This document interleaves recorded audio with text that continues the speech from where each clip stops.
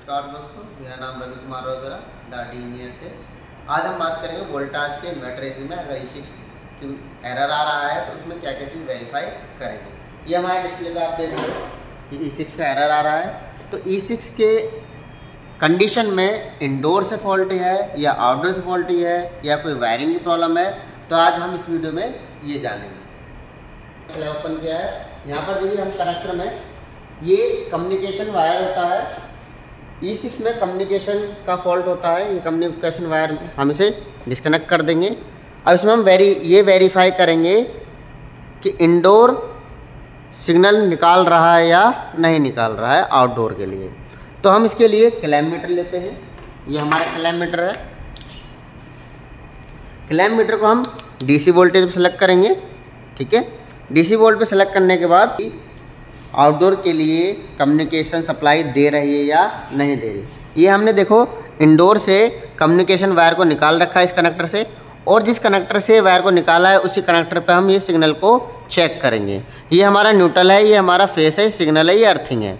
तो हम यहाँ पर ये देखिए, पहले क्लैम्प मीटर में हमने DC सेलेक्ट कर रखा है। DC वोल्टेज हमें चेक करना है, AC चेक नहीं करने हैं। ठीक है, ये हमने ये न्यूट्रल पे लगा दिया, ये हमने सिग्नल पे लगा दिया जहाँ पर हमने वायर निकालना था। ये 20 वोल्ट से लेके अगर 24 वोल्ट तक ये फिक्स आना चाहिए। अगर ये फिक्स नहीं आ रहा है, फ्लक्चुएशन कर रहा है, तो इंडोर PCB से प्रॉब्लम है। अगर ये 20 वोल्ट से 24 वोल्ट फिक्स आ रहा है तो इंडोर की PCB से कोई कम्युनिकेशन का एरर नहीं है। देखिए दोस्तों, अभी हमने कम्युनिकेशन वायर कनेक्ट कर दी है। अब हम ये चेक करेंगे जो हमारा वायर लीड है ये सही है या ख़राब है, क्योंकि फील्ड से ये इशू आता है कि हमारा वायर में जॉइंट होता है, वायर वीक होती है, या कहीं भी वायर कट भी हो सकती है जो बारीकी से जॉइंट रहेगा। लेकिन टेक्नीशियन कैसे चेक करते हैं उसे कंटिन्यूटी के माध्यम से, लेकिन तब भी वो वेरीफाई नहीं हो पाता है कि हमारी लीड ओके है या नहीं है।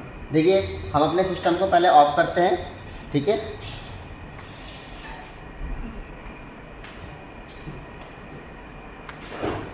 ऑफ करने के बाद ये हम लाइन वायर को जहाँ पर हमारा फेस आ रहा है इसको हम यहाँ से डिस्कनेक्ट करेंगे।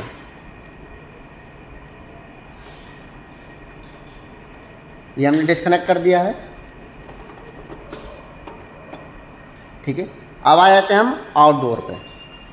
देखिए, हमने फेस वायर वो डिस्कनेक्ट कर दिया है और सिग्नल वायर हमने कनेक्ट कर दिया है। तो फिर से हम एक बार चेक कर लेंगे सिग्नल कितना PCB दे रही है। ये देखिए 22 वोल्ट आ रहे हैं हमारे। यही वोल्टेज हमारे आउटडोर के कनेक्टर पर मिलने चाहिए फेस को निकालने के बाद, जिससे वेरीफाई हो जाएगा कि हमारा वायर लीड भी ओके है।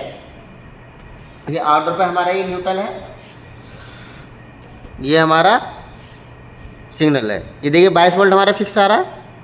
अब ये वायर कंफर्म कर लिया है, इंडोर की PCB कंफर्म कर ली है। अब हम चेक करते हैं कि आउटडोर में और किन किन पार्टों से E6 का एरर आ सकता है।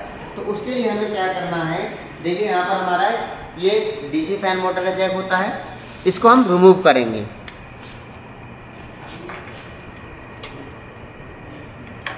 ये रिमूव करने के बाद ये अगर E6 हमारा एरर हट जाता है और हमारा फैन मोटर का एरर आ जाता है तो हमारा E6 मोटर से ही है।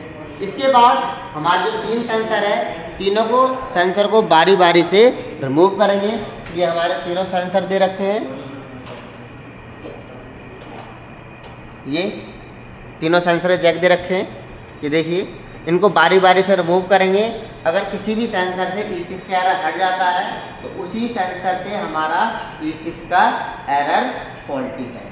इसके बाद लास्ट हमारा बचता है ये कंप्रेसर का। अब कंप्रेसर का कनेक्टर निकालने के बाद E6 एरर डिस्प्ले से हट जाता है तो कंप्रेसर की लीड से भी हो सकता है, गिम्बल से भी हो सकता है, और कंप्रेसर से भी फॉल्टी हो सकता है। अगर E6 एरर नहीं हटा है निकालने के बाद तो इन सभी से किसी से भी कोई फॉल्ट नहीं है। लास्ट हमारा कन्फर्म हो जाता है कि हमारी आउटडोर की PCB चेंज करने की ज़रूरत है। Thank you.